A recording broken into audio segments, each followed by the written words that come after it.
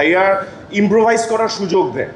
ভাইয়ার সাথে যখন একটা কাজ হয় ওখানে আসলে from the point of view of an artist আমি হচ্ছে মন খুলে পারফর্ম করতে পারি, যার কারণে দেখা যায় যে সিচুয়েশনের ডিমান্ডে আসলে অনেক কিছু করা যায়।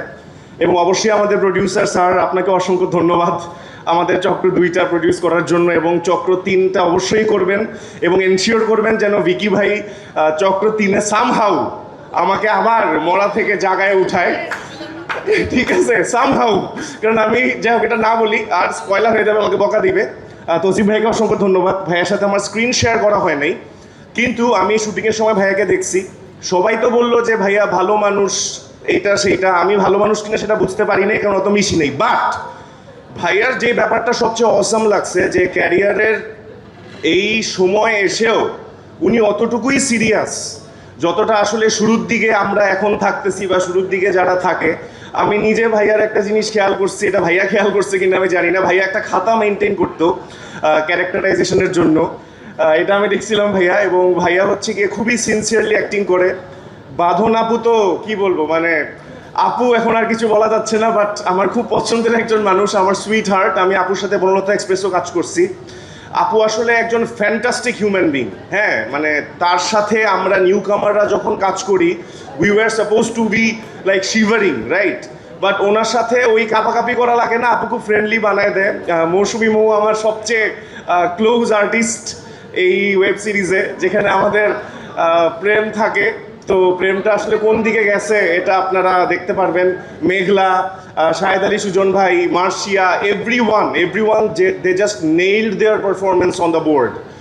সো হ্যাঁ, আমি এম ভেরি থ্যাঙ্কফুল যে এটাতে আমি অপরচুনিটি পাইছি।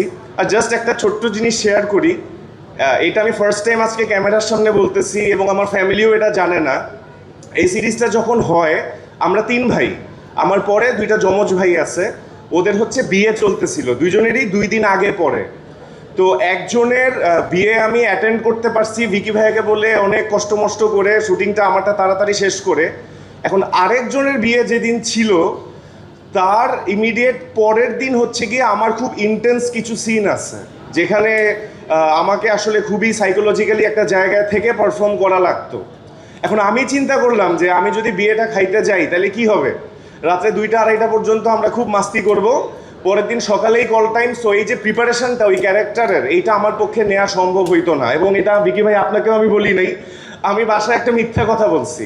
আমি বাসায় বলছি যে আমার ওই দিনই শুটিং, ঠিক আছে, যেন আমি আসলে রাতভর একটু প্রিপারেশন নিতে পারি, কারণ পরের দিন একটা খুবই মানে মেন্টালি একটা জায়গা থেকে অ্যাক্টিং করতে হইতো, যেটা আসলে খুশি মনে করা যাইতো না।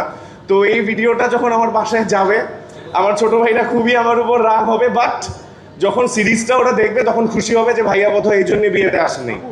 So once again thank you everyone for being over here, এবং আমাদের কাজটা অবশ্যই দেখবেন এবং অবশ্যই আম জনতার কাছে, দর্শকের কাছে যেন কাজটা পৌঁছায় যায় খুবই পজিটিভলি, সেটা এনশিওর করবেন। এবং আমরা চেষ্টা করব আমাদের টিমের থেকে যেন আরও ভালো কাজ আমরা সামনে গিফট দিতে পারি।